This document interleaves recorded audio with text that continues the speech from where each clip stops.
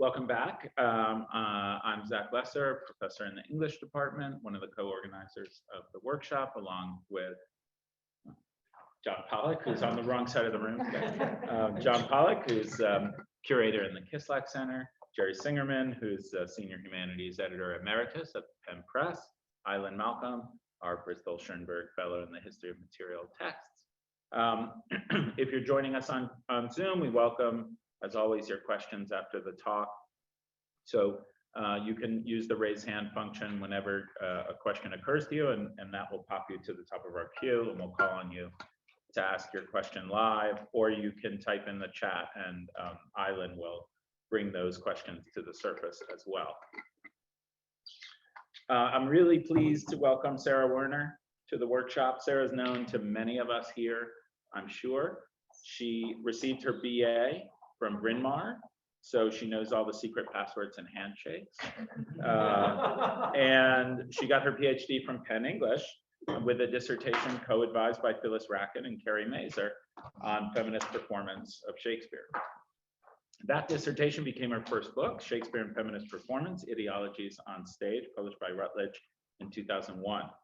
This was an important book that explored gender both in the performance of plays and also in their production, behind the scenes at the Royal Shakespeare Company, for example. In this way, it's a feminist materialist study of the relationship between the ostensible content of drama and its production that I think shares a real line of continuity with the work we'll hear about today, even though we might also say that somewhere along the line, Sarah saw the light and converted from performance studies to book history. Some of that transformation occurred at the Folger Shakespeare Library, where Sarah worked for a decade running their undergraduate programming, and also being at the forefront, I'd say, of people there working to bring the library into the fully digital age in her role as digital media strategist. At the Folger, she started the influential blog, The Collation, which is still running, unlike many blogs, which helped to bring work in book history to a broad audience. And she developed courses for undergraduates in the field as well. After leaving the Folger, she's worked as an independent scholar librarian, continuing to focus on helping libraries make their collections more broadly accessible and to bring the excitement of material text to their publics. Recently, she published the terrific textbook studying early printed books, 1450 to 1800, A Practical Guide with Wiley in 2019. It's a hugely informative and easy to use and read introduction to this work, and it's been widely adopted. In keeping with her own principles of open access, there's a companion website at earlyprintedbooks.com with a ton of great resources for teaching, as well as a delightfully early modern errata list for the book itself. She's now the co-editor with Jesse Erickson of Papers of the Bibliographical Society of America, and she's served in numerous officer positions in the Bibliographical Society, Sharp, and others. She's run workshops at many libraries, and I think I better say she's available for consultation. And she's one of the people on Twitter who make book history Twitter one of the least horrible places to be on that site.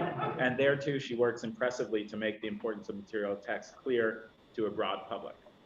And she exemplifies, I think, what I see as one of the most important aspects of the history of this workshop: the refusal of traditional academic boundaries between scholar and librarian, between university employees and book people working outside the university structure, between traditional disciplines and departments. So I'm thrilled, therefore, to welcome Sarah back to Penn to give us her speculations on feminist bibliography.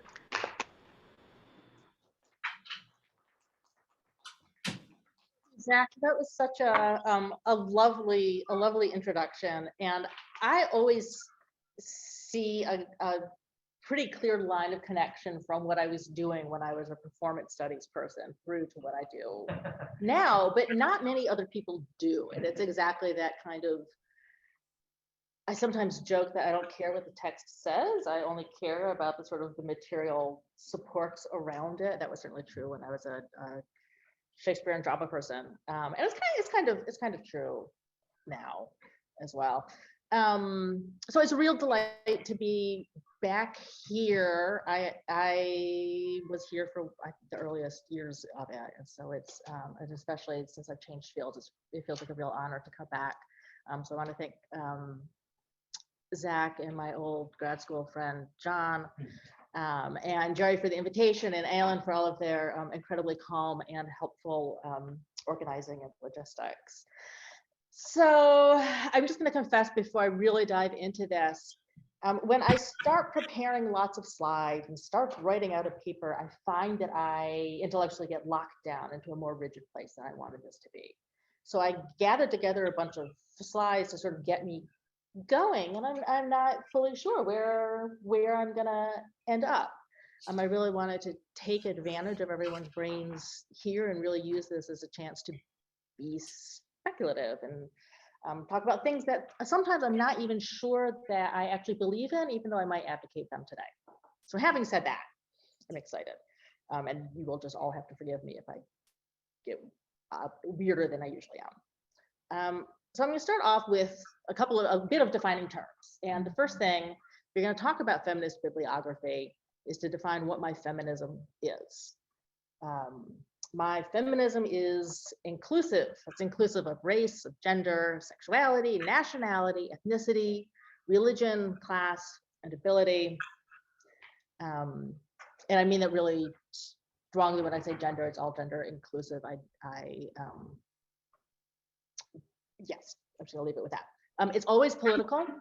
That's what being feminist is for me. And my feminism is also always striving to improve the world. The thing that, if you take one thing out of this, it's that I'm less interested in women than I am in gender. Women is a category that is not stable. It's not stable in a particular moment, and it's not stable across moments. And that's awesome. What I'm more interested in is sort of disrupting what Judith Bennett calls patriarchal equilibrium. The ways in which, although the categories of women and what defines women change, what she sees is sort of the ongoing historical hierarchy of men above whatever this other category is. So that's my feminism. My bibliography, it's actually not really a lot easier to define. I sort of want to joke that, like, oh, we all know what bibliography is, but we don't. My bibliography, I'm really interested primarily in artifacts. It's good fitting for the history of material text workshop. I can't remember if that's the actual name. I'm really interested in the artifacts, all types of textual objects. I don't think that some are better than others. I do tend, like many people who do book history, to refer to everything as book, because we don't really have a good catch-all term. I don't like that I say book, because I also mean objects that are not books that are textual artifacts. So when I say book, you'll just have to hear the long extension that comes after that. And my bibliography is always striving to improve the world. I don't know, maybe that's one of the things we could talk about. Today. So I'm going to start off with a tweet that Lauren DeFrio did in 2018, which is so long ago now. I think she was doing a postdoc, she was doing research. I can't remember what she was working on with the folder, but she tweeted out this tweet. She was working on some emblems, and she came across this 1709 edition of Ripa's Iconologia, and it has the depiction of printing is a woman with her head really horribly at an angle. Oh God, right. I'm so sorry, people. Okay. Arrow key. I am pushing the arrow key. I'm sorry, people online. I was advancing my slides for notes and I forgot. Okay, so now you can see that's what my feminism was. I just read it to you. That's what my bibliography was, which is why I made jokes about improving the world. This is the tweet. Thank you for the reminder about catching up. And here's the image of printing with her woman, little head tilted, and facing it then is this sort of explanation of what it is. A woman in a white checkered habit with the letters of the alphabet on it holds a trumpet in one hand. We're going to come back to the picture again, around which is a scroll inscribed. Okay, I'm just going to confess, I never learned Latin because I was a performance person, and very rarely are there modern performances of Shakespeare in Latin. So I just say things the way that I say things. Ubique, I don't know. And in the other, the housely, which is a succulent, with the word semper on it, a printing press by her with some implements. White shows that here, I'm going to back up so you guys can see that.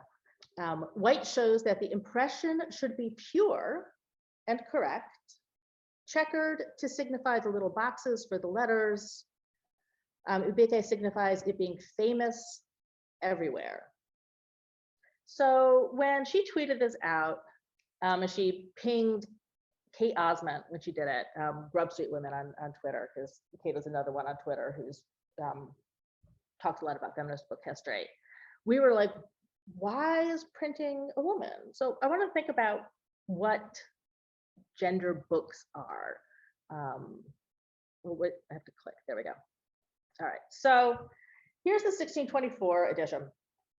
And it's the first edition of the Iconologia. So just it's a book of emblems and icons. The first edition was 1603. This, what I'm showing you now, is the 5th edition, which is the first time that printing is included with it. And there's Our Lady again. She looks like, to me, she looks like she's in less pain than our Intaglio woman with her head sort of twisting off. But you can see it's the same thing. Printing is it's everywhere, and it's always. And then she just reappears. So there she is in 1630. There she is. This one is kind of hilarious. 1645, this is clearly a much cheaper edition, and they've sort of wanted to squish more on the page. So they've taken off the border that she had before, but then she doesn't line up with the columns, which bothers me a little bit.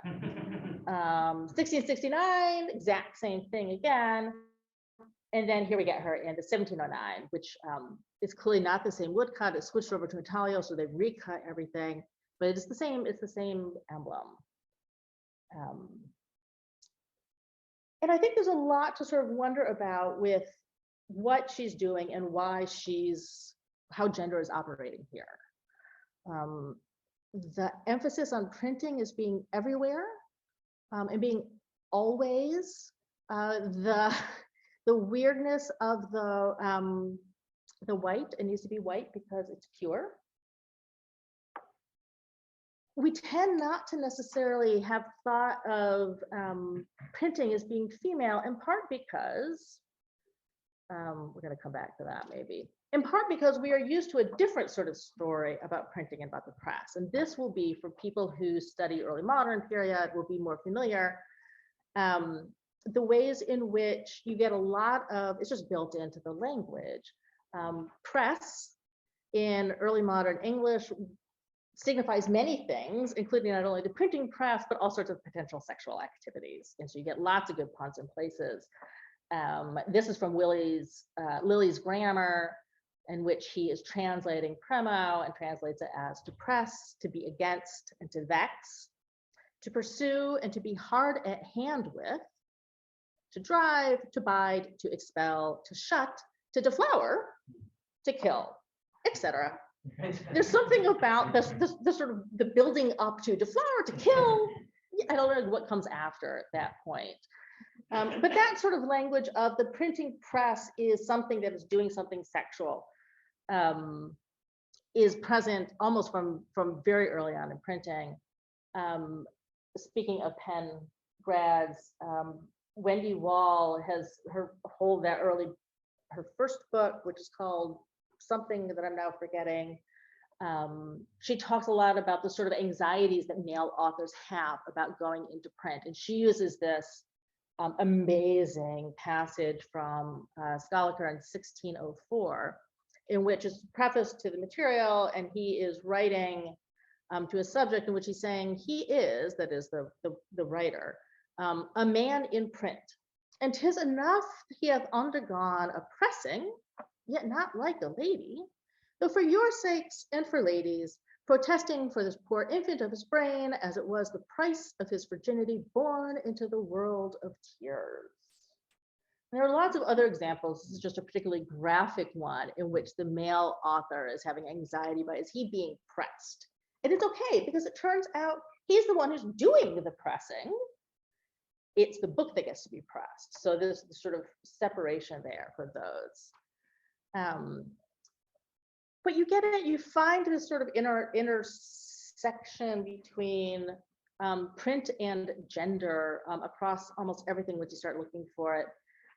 This is an example that I first started paying attention to thanks to Lisa Maruka's work on early printing manuals. This is Joseph Moxon, 1683, talking about the parts that make up a mold, and using what language that in lots of ways to us has become standard. We talk about sort of like male and female plugs, right? And sort of like which end goes into which and how you do that.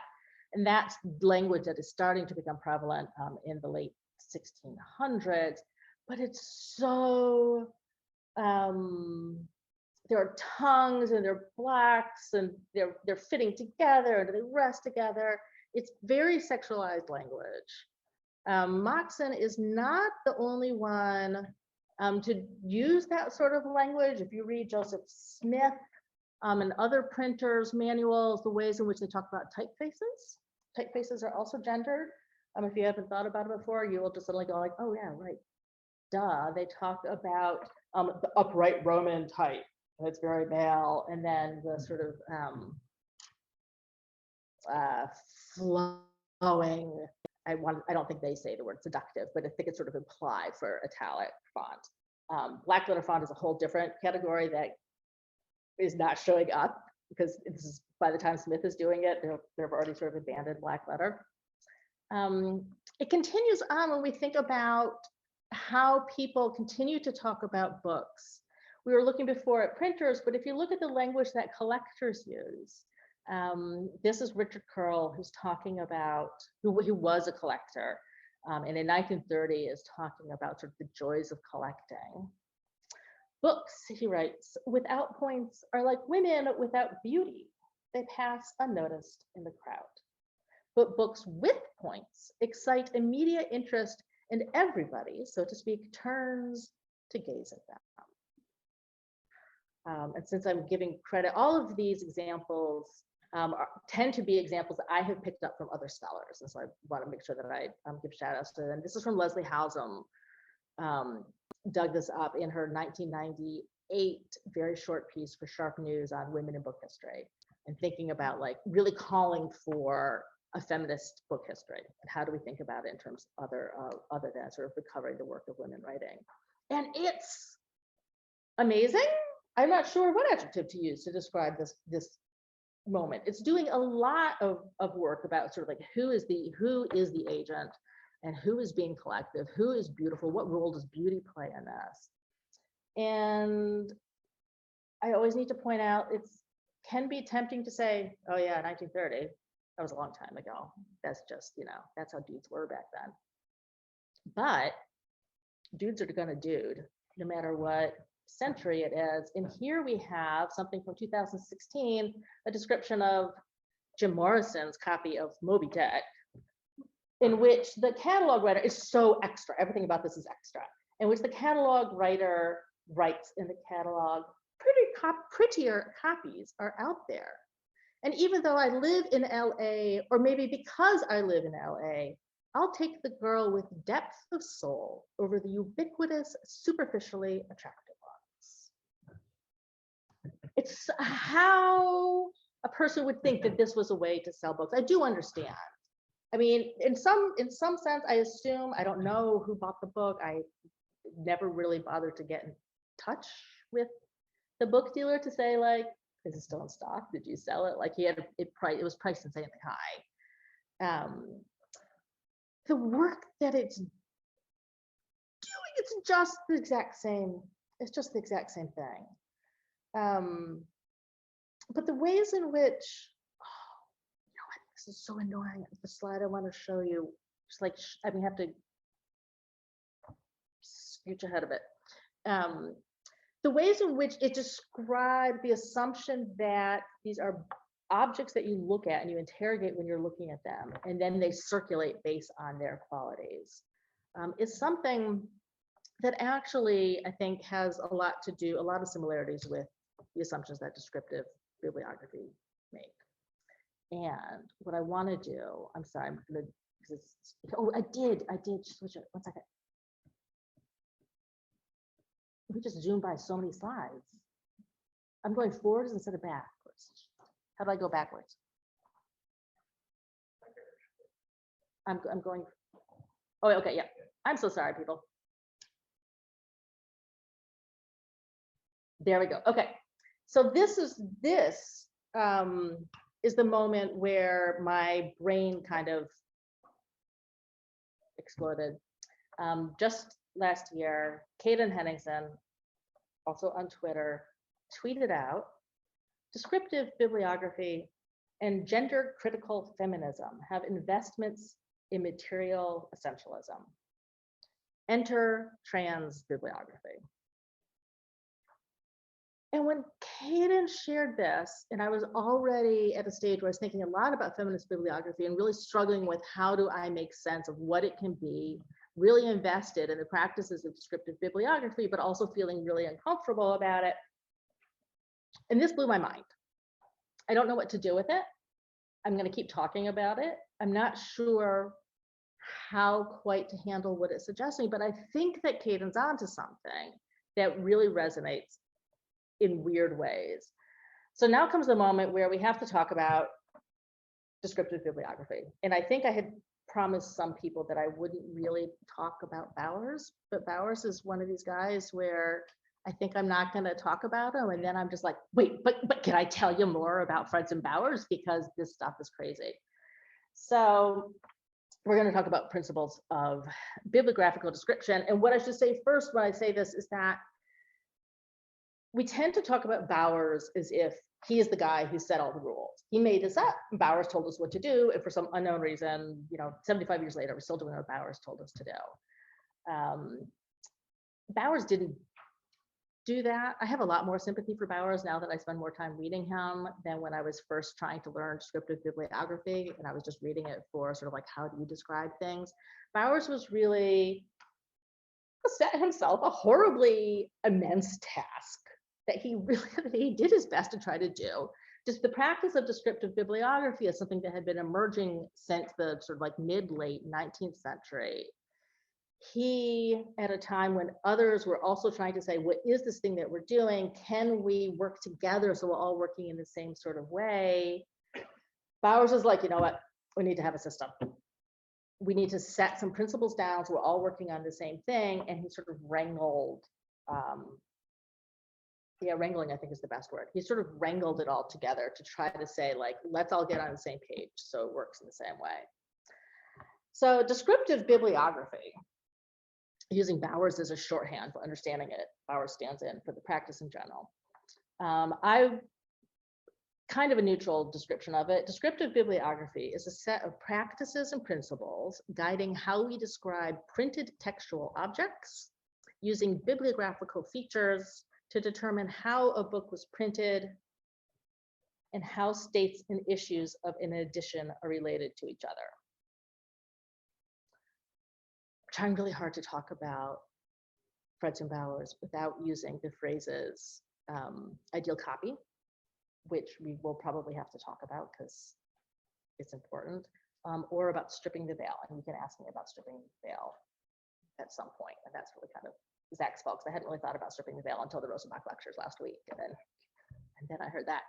So there are a couple of key things about deathbed, some of which will be completely familiar to some of you, and for people who really work in later periods, perhaps less innate. Some of the odd choices that descriptive bibliography made as a field is that it is interested in printed textual objects. There are a lot of objects that are not printed. It's not interested in manuscripts.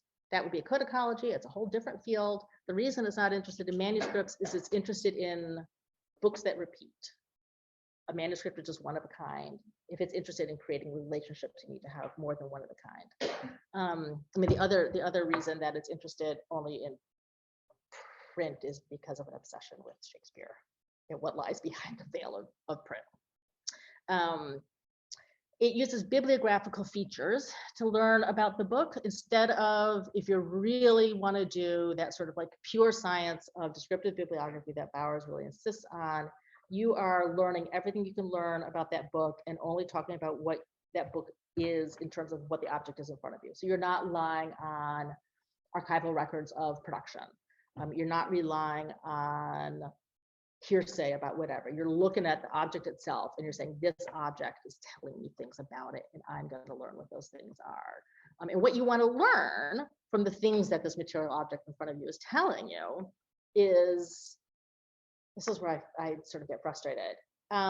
What you want to learn is how the different variants that you see in these books fit together, and so that you can diagram them out. It's kind of a, I wanted to say a family tree, and that's not quite where I want to go, but maybe it is a family tree. You want to understand how they relate to each other so that you can hand it off, or you yourself, the textual scholar, who's going to then produce an edition, or do any sort of work in which you need to know what this text says, you know, sort of like, oh, well, that happens in this variant, but if we go back, what it's supposed to say is this. All right, all of that is fine. I don't know if it's fine, we'll get to that. But what that means in part is that the way that descriptive bibliography works is it set itself up to be scientific and to use the sort of like principles of scientific rationality. So the idea is you go out, you look at copies of books, you learn things about the history of print, the history of how books were made. And I'll pause for a second to say, we know a lot about how books in the hand press period were made. We really do, considering that there are not hardly any printer's manuals. There are some from late in the period, but not from early in the period. The vast majority of what people know is from looking at evidence in the books themselves. So I don't want to say that this practice doesn't work. It did what it intended to do very well. It looked at copies of books. From those examples of books, it constructed a set of general principles, which then it used to apply to a bunch of other books so you can understand the other books. I mean, that seems fine. That is what science does, right? Is that you have a hypothesis, you test it, and then you have the rule, and then you can use that to sort of like determine other things. It's a little bit weird to do with books, in part because, I mean, you can see from this was a weirdly fun slide to make. From the little icons, it's not an accident that I ended up with icons at the top that look similar to each other. They're clearly of the same category. You create principles from that, but then it gets applied to all sorts of other printed texts that are different shapes, work in different orders. Some of them are sheets of paper. And that is how descriptive bibliography, if you believe it works. And those books at the top are early printed drama. Like Bowers was a restoration drama guy. I think of Greg's as being like a Shakespeare guy. I was gonna say Greg is interested in a lot of things, but like this was their interest. They took that interest, created a set of practices that then somehow we imagine we can use for all sorts of other books that don't really have anything in common with that. So problem number one with scientific principles is this sort of arrangement of spreading out. But there's something else that happens with descriptive bibliography. So I guess where I have to go back to talk about ideal copy. I forgot that I was going to make myself do this. The other way in which it works is that you look at a bunch of examples in front of you. You want to know how they relate to each other. And so you take everything that you see, you create an arrangement, an understanding, an interpretation of the data in front of you, and you use that to create the ideal copy. And the ideal copy is, the phrase I used here was imaginary instance. I could have just stuck with that instead of getting people upset about, people get very confused about ideal copy and what it is and what it isn't. And it really is not about sort of like a perfect text. It's really just about the book, the object. Like, is it complete at the moment when it's leaving the printer's hands and going into the public?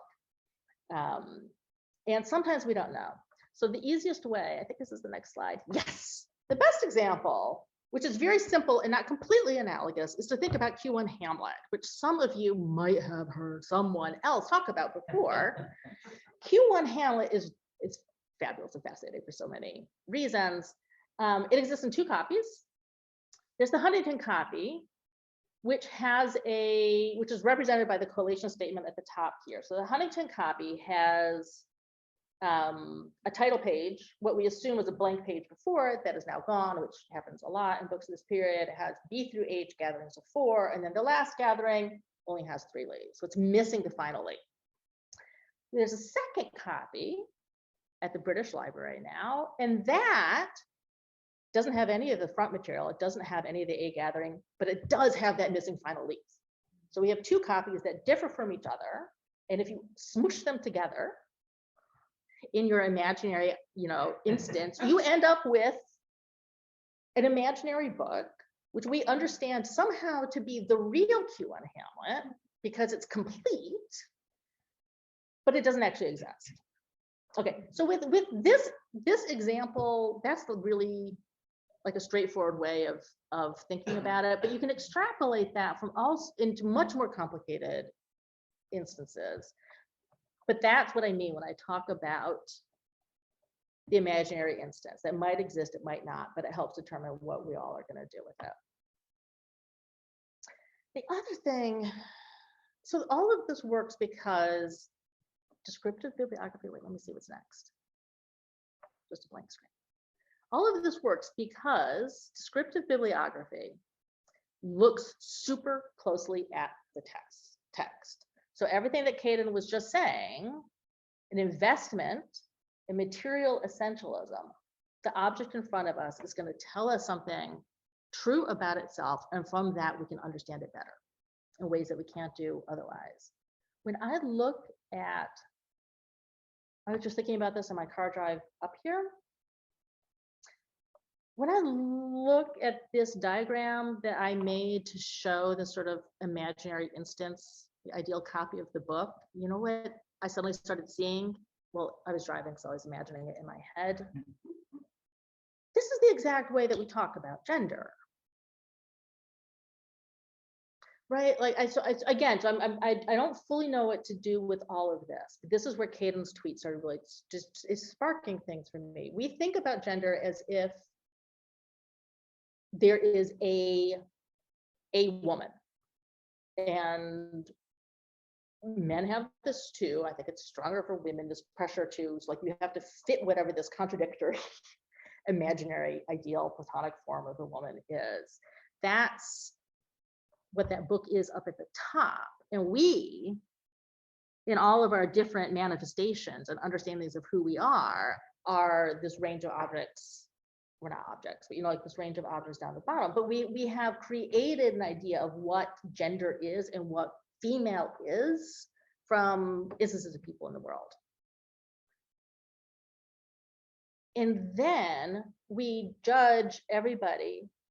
We turn that into general principles. So then it comes back down. So then we create this imaginary at the top, and then we all get women and men and non-binary and trans. We all get judged according to the principles in the middle.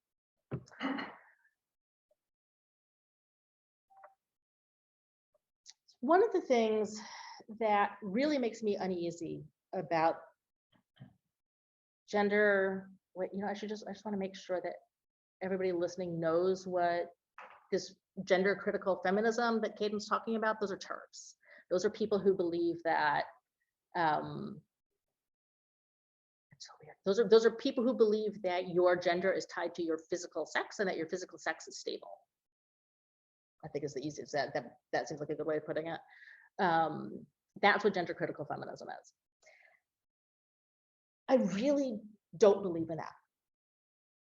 I believe in the mutability of gender as a category. I believe in the mutability of our bodies, and I believe that I have control over what my body is. That the essence of who I am resides in me, and I get to choose where that is. It doesn't reside in how you observe me. But I really believe that descriptive bibliography, in its investment in material essentialism, means something that I want to cling on to. And so I find myself sort of caught in this moment. I really do believe that we learn things from looking at artifacts that we don't from just reading the text, that the text doesn't exist on its own plane. Text is made by the material things that it inhabits.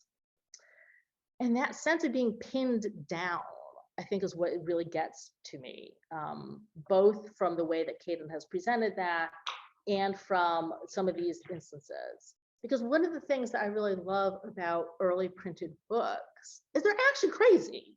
I mean, they're really nuts. And I don't like, print is not stable. Books were never finished.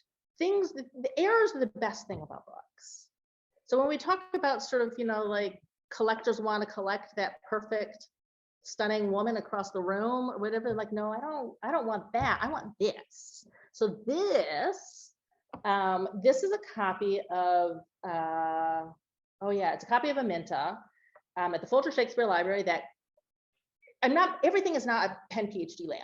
That's just some sort of like weird coincidence that Claire Byrne, a Penn PhD, found when Claire was working at the Folger, and I just tweeted out a picture of it and I was in love with it. So I went and I pulled up this book. And what it is in that degathering of this book, it's overprinted.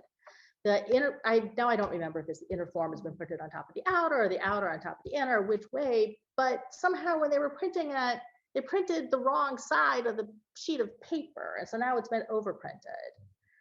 But when you read the book, it's this like amazing experience because of course it's only one side of the sheet that's been overprinted. The other side is fine. And so you get these gatherings that look like this and you can't read them. It's actually a mistake that I find more confusing than other errors. In general, errors in printed books are amazing moments for us to be able to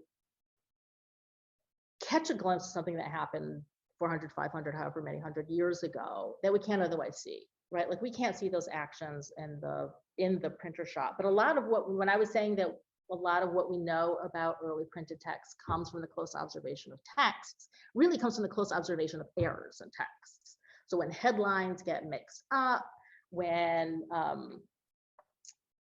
illustrations are crooked, when you get blind type accidentally inked, those are all mistakes. And they're the mistakes that then reveal themselves to us to show something about the printing process. This, for the life of me, I can't understand how this, like, how do you not notice? And then they must have noticed because the other side is printed, right? Like if it really was just one side printed twice and they didn't notice, then the other side would be blank. But the other side has a text on it and one side has two sides on it. And I don't know, maybe they were like, well, we'll hang on to it to fill out a gathering in case we're a sheet short, and that's what happened. Or they really literally, like this is the thing that we say sometimes about early modern printers is that they're cost cutting and you want to save money and all of that is true. Maybe that was true in this case. Maybe I literally have no idea. But you know who used to own this book? Greg, W.W. Greg. I was about to call him the father of Bowers, which is kind of how Bowers treated him. But this sort of messiness of a book that you can't quite pin down, what's my next example,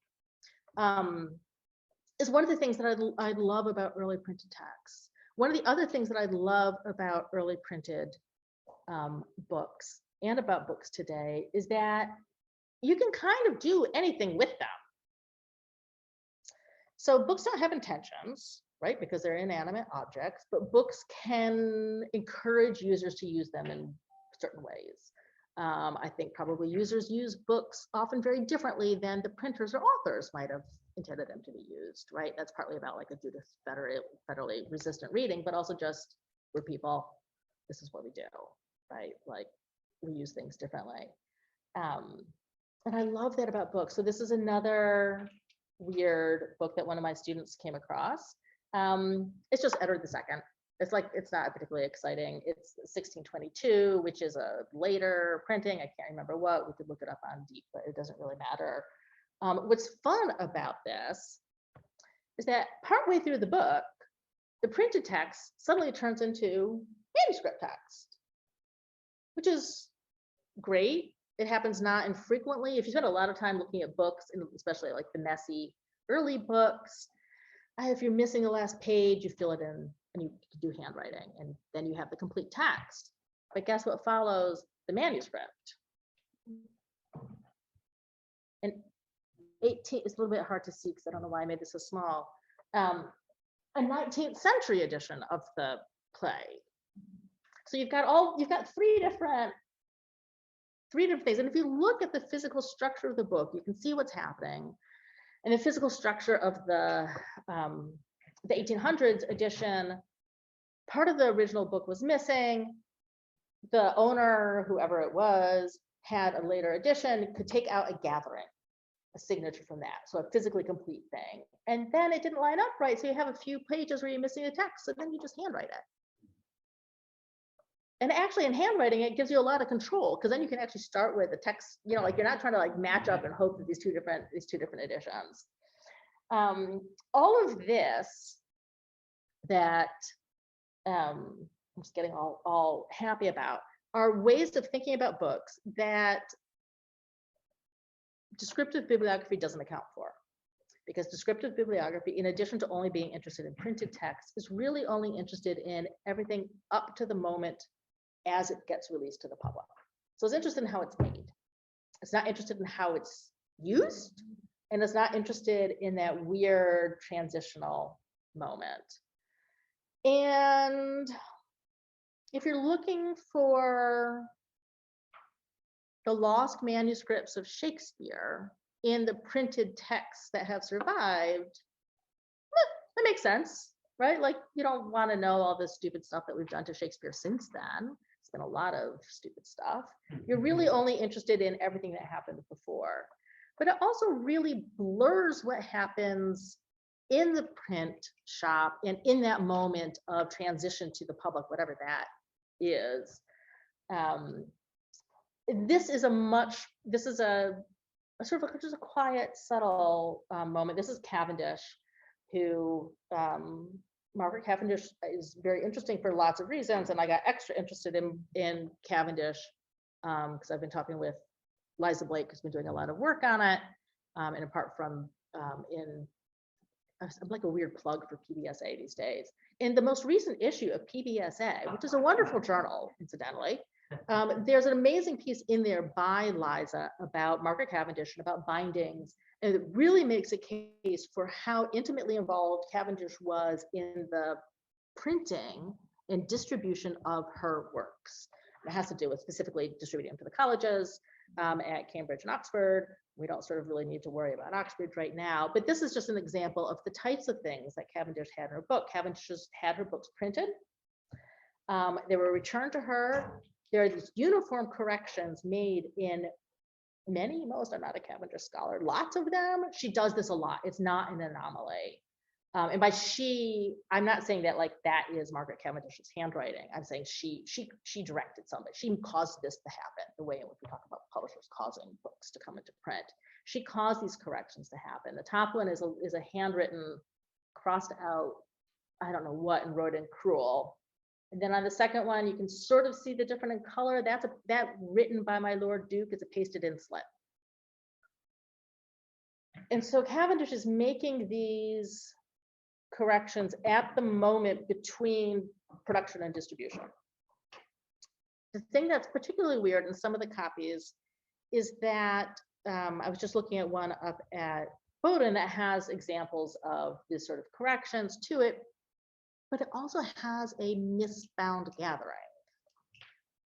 So she must be getting them already bound, or she didn't care. There's some sort of weirdness in ways in which correction and the time frame of corrections are happening in that's happening in this gray area that we don't know what to do with.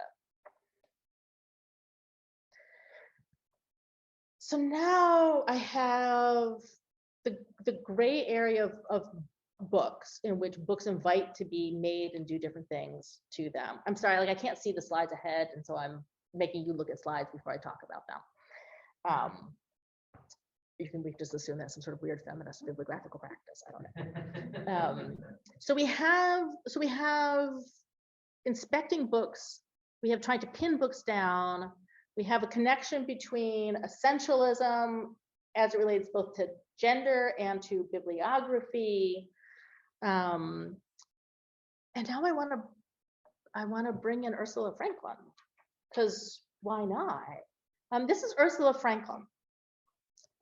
She was a metallurgist. She was a materials engineer. She developed some important techniques for being able to analyze and date cultural objects. So so like when they were made. That was her job. She was also a pacifist and a feminist, and she would definitely, I mean, she was German Canadian. She would definitely not call herself a communist, but she was really in that kind of 20th century lefty thing. That's Ursula Franklin. Ursula Franklin in 1998 gave the Massey lectures in Canada, which are invited lectures. And one of the things that she's really interested in is how technology, the real world of technology, which for her is the connection between technology and people. And so instead of just being an engineer who's interested in the product, she's interested in how the ways in which we engineer things are used by people and affect and create communities. And she describes technology as falling into she sees it as like two camps. And technology is just like tools that we use to do things. It doesn't necessarily have to be machines. It doesn't have to be digital. It's just, I'm a technology, I guess. I don't know. Technologies can refer to all sorts of things. So she sees two different camps. She sees a world of holistic technology and a world of prescriptive technology. Holistic technology is worker directed. It's flexible so that the person who's making the tech can do things differently, can adjust. It has individual freedom. The worker can do things differently, can in the middle of a process say like, oh, I need to switch, I need to add more water to this clay, I need to make this a teapot instead of a vase. You specialize by product. The easiest way to think about it is craft, right? This is craft.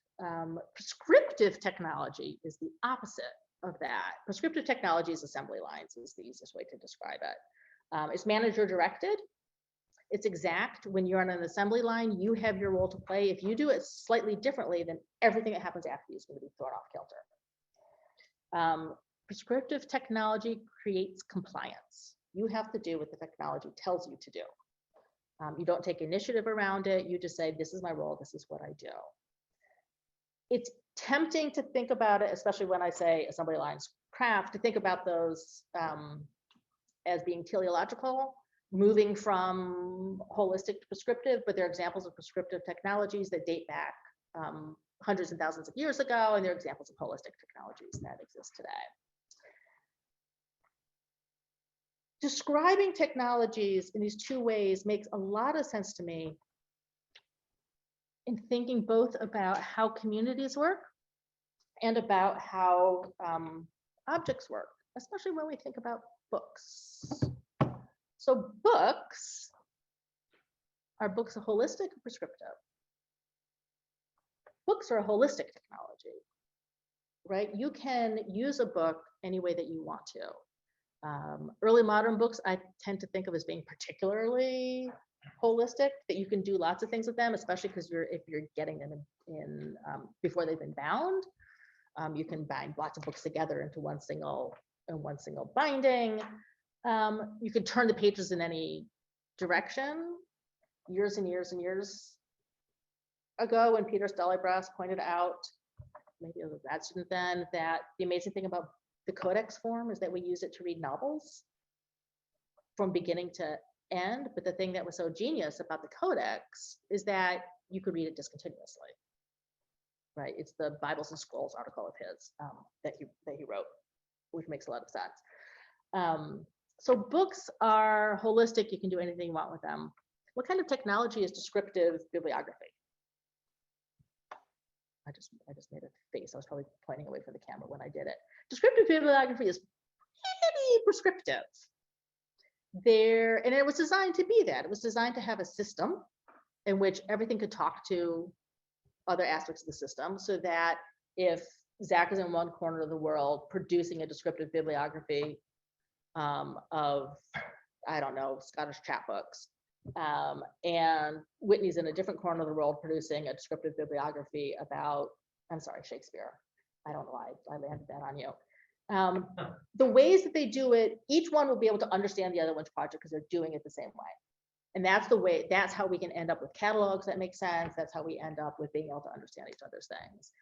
And if you don't follow the rules, then that breaks down.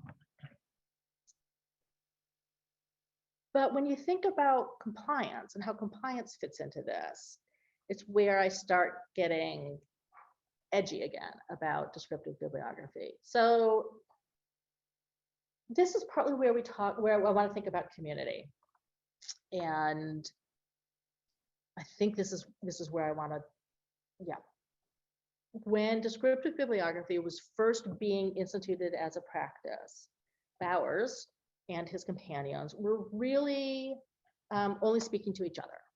They were creating a new type of discipline. They were very eager to differentiate it from what librarians do, God help us, and definitely from what those dilettante collectors do. That what bibliographers did was scientific and rational, and it made sense, and what these other people did, like, no. He wasn't quite that dismissive of librarians, but it was definitely, he was creating a community that existed in contradistinction to other communities. That's how communities work, and those other communities were either predominantly populated by women or were described in terms that were feminizing. There's a lot of sneering about dilettantes that happens in those early years in bibliography. One of the things that Ursula Franklin points out about sort of like the scientific process, and that was the sort of the rationale that Bowers was using when he was creating descriptive bibliography, it was going to be science. And this is why we still see these like hundreds and hundreds of articles over decades arguing about, is bibliography a science? And you kind of want to go, well, no, obviously, it's not a science. It's looking at books. But they want it to be a science. They want it to be exact.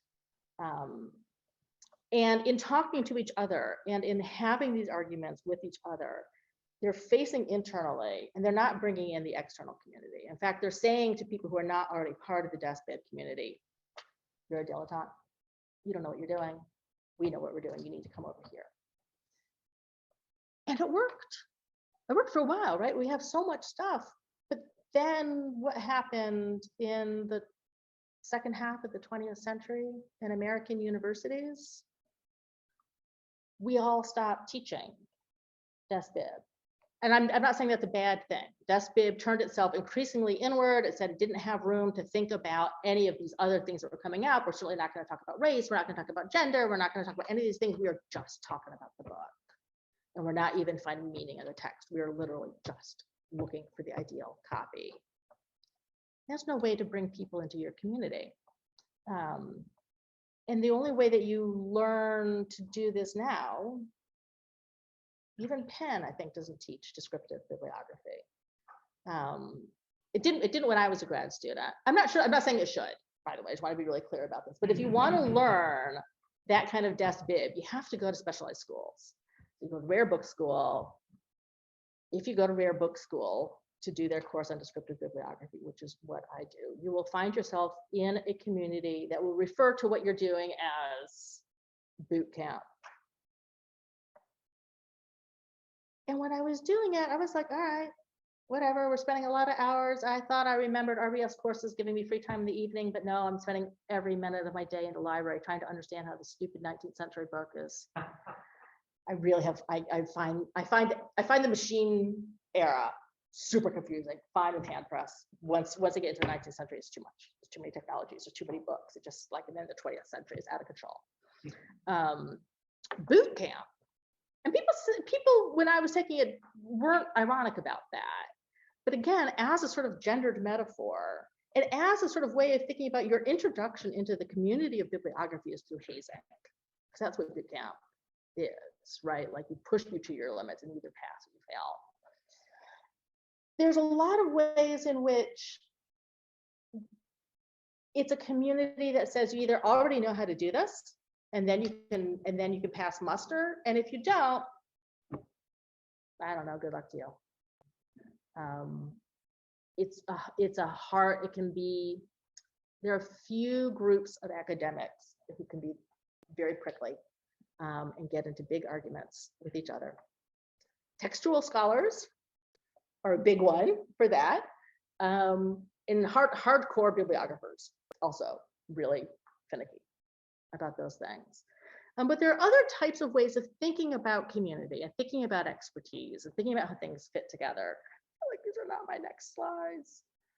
We'll just look at this one for a minute. And one of those other ways of thinking about community is to invite in people who don't know what who aren't already experts. And actually, we're going to go past this. We're going to look at this one. Because I never not want to talk. It's like I can't stop myself from talking about Bowers. I can't stop myself from talking about our bodies ourselves. I find this as a useful counterpoint to some of what I've been talking, in part because of the print history of this book, and also the ways it opens itself up to its community of readers. So Our Body Ourselves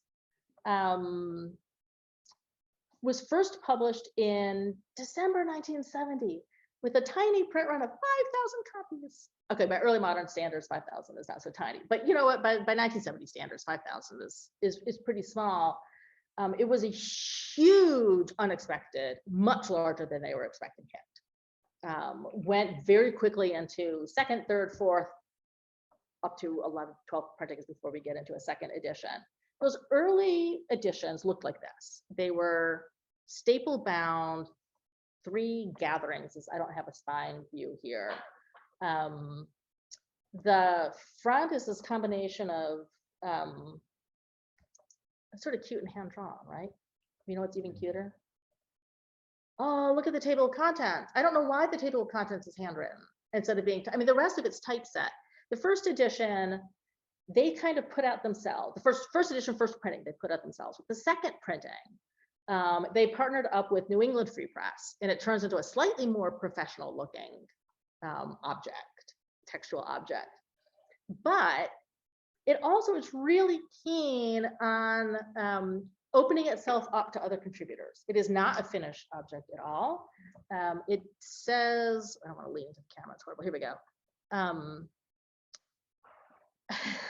It talks about all the other subjects that they want to add into this, that they'll do as soon as they have time, which keeps getting pushed back because they're just so busy printing copies. And then it closes with inviting readers to help.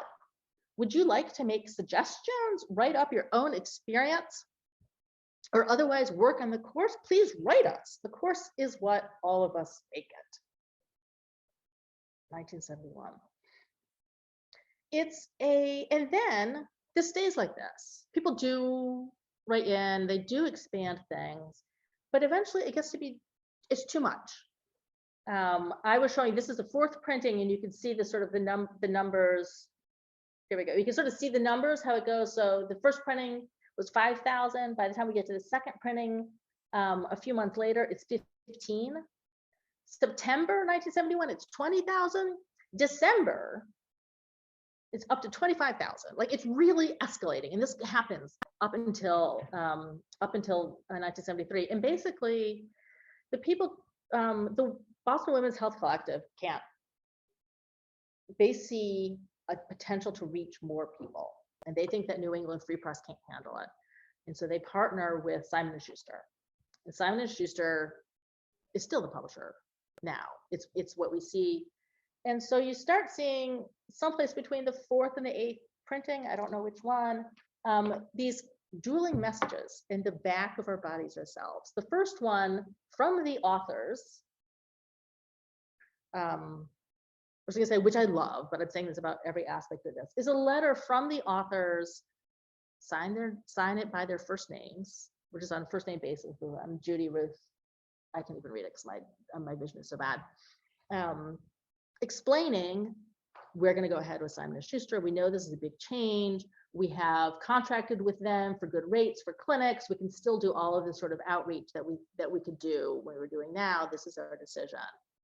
And then at the bottom of the page, it says NEFP, reply on next page, and you turn the leaf over, and on the verso is the reply from New England Free Press, which was the original printers for this, saying this is a bad idea, and in a very 1970s way, he's like, this is a bad idea and it's betraying the movement. They're very concerned that when it was being published by New England Free Press, women were not only getting information about their bodies and their health that they were not able to get before, but they were able to like teach themselves as part of a course. The course part gets dropped out of later issues of Our Body, Ourselves. But in the beginning, they're really key on it being a course that women can use this sort of as a syllabus to teach themselves. And New England Free Press is like, this, if you go to Simon & Schuster, people are not going to get brought into the movement. When it comes from us and they can see everything else that we publish, there we go. So this is some context of other materials that New England Free Press was publishing around the same time. They were a movement press. This is mostly, this was a lot of stuff about gender. So that's why I bought it, obviously. And the stuff that they print in terms of bibliography starts to raise other sort of interesting problems. A lot of what these are, let's make sure I did actually, they are reprints of things that appeared in other publications. So that the myth of the vaginal orgasm was originally in something. It was not originally this. I don't have these details at hand. I guess you could email me and I could look it up for you. Many of these, in fact, were not original publications to the press. They were reprint editions. Which is another, while descriptive bibliography understands editions and issues and states, this kind of reprinting and circulation, which starts happening in the 19th century, right? That's we see Meredith McGill's research into that period. But they would print these sorts of things. They were very cheap. They have their press offices, all of this. So when you bought Our Bodies, Ourselves from them, New England Free Press's sense was, you're not just buying this from them. You are opening the door. You are putting your foot across the threshold into the world of socialism and feminism, and it's a weird combination of stuff that they publish. All right, let's go. So in this, you can see the staple bounds on this one. You get these dueling letters. It's the last myth we have, but it starts to get, I think, a little bit at that liminal space of what's between production and dissemination, and everything that it carries with it.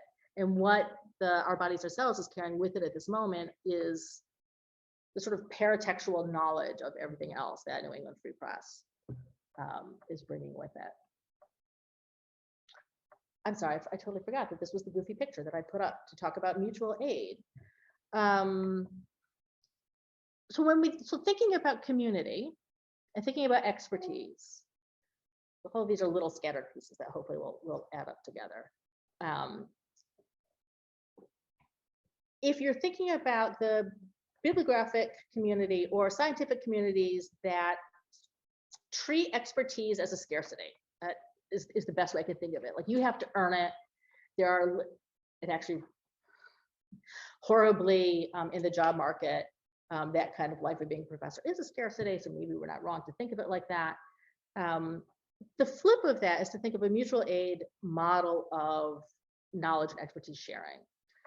So in mutual aid world, it's not a sense of we own the knowledge, we own the money, and we are sharing it to people who don't deserve it, unless we say that you deserve it. It's much more welcoming in saying, what can you bring into this project? What can you contribute? You're a newcomer, your perspective is equally as valid as the organizers who've been in the room for ages. If you're interested, it's a tiny little book, this mutual aid book written by Dean Spade, who's really compelling on what it has to offer in the history of mutual aid, which ties back in part to some of the 1970s activism that was happening around the same time that Our Bodies, Ourselves was. Mutual aid also has in it, in that community, a lot of them expressions of joy. I'm not sure how it's one of the people, if you are not part of a mutual aid group, you can talk to people who are, people find it life-changing. I don't know how else to describe it. When people got involved in sort of Occupy Wall Street stuff, when people got involved at the beginning of the pandemic, there was a lot of neighborhood fridges and diaper collectives and those sorts of things happening. And part of that was about work, and you're sharing work together. But what ends up happening a lot of times in this community is it also ends up about creating bonds with each other that are about friendship and that are about joy. And so that the expertise and joy get tied together in a way that I don't think we have. And of all of the academic disciplines around the humanities, I think there's joy in literature, even being a literature professor, right? Like we sort of teach, it has been a long time since I taught literature as opposed to like, I don't know, artifacts. We teach people how to enjoy what they're doing, depending on what level of it. There's some level of appreciation and aesthetics and that. I think that oftentimes when we teach, we model a kind of, it's not unusual to hear students tell stories about faculty members who have unexpected emotional responses in the classroom to, you hear it a lot about Shakespeare because you start talking Shakespeare out loud and honestly, it really can do something to you. Where's that in bibliography? It is hard for me to imagine how that fits in because what are you teaching I do find it joyful. I love it. I model a great deal of enthusiasm when I talk about it. But I'm not sure how joy and emotion quite fits into that. But I wonder if we were to imagine a sort of mutual aid kind of approach to bibliography where people are working together on a project. People are maybe, instead of being focused on what the original intent of something was, they are concentrating on other aspects of it. Could be a way to open it up to different possibilities. Part of what the speculations in my head are not so random. They come together in something that is clear. I'm having a hard time articulating it always. I'm not sure that I believe that descriptive bibliography is the equivalent to gender critical feminism or whatever. I just will keep saying her. Transclusionary feminists do. But I also think that there's something that in that moment that calls for a more expansive bibliography that attends to the more liminal spaces of it. So not just what happened at that moment of production, but maybe we can look at what happened after the book. Maybe we can imagine bibliographies. Can we imagine a bibliography that attends to the uses that people make of books? So that you have a catalog that instead of saying, here are the variants, here's all these things fit together, we're like, here in these almanacs, let's just pause for a second to talk about almanacs. Almanacs, how would you do a descriptive bibliography of an almanac? Almanacs are books that are designed, they're not even really books, right? They're pamphlets that are designed to be used by people by inserting their own material into it. They're either interleaved with extra pages or it has blank spaces built in that you can write in. They're not actually activated until they are in use. So thinking about those sorts of moments and those sorts of liminal spaces, I think can help open up not only what objects we look at. I think we're missing a lot, and that's everybody I think would agree on that, but also who feels welcome in doing descriptive bibliography. In part because because I always close with these two slides, this is actually a shelf of trash books, literally, that a bookseller couldn't sell. And I said I needed some books. I thought I was going to be using them in teaching last summer, but it turns out I did not send them to my students. I just hoarded them myself, and now I just smell them when I get lonely. But this, when we think about descriptive bibliography, this is, I think, sort of the image that people have who don't do it, right? Like these old books, and you understand what they are and how they relate to each other. But descriptive bibliography also needs to be able to talk about these books, the reprints, the paperbacks, the books that get used so much that they are falling apart, the romance novels, the speculative fiction. I don't even know what's in that shelf that I took up of. So I don't have a grand conclusion for you all about what a feminist bibliography could be, but I hope I've raised some questions that it asks that will help us rethink how we do practices today.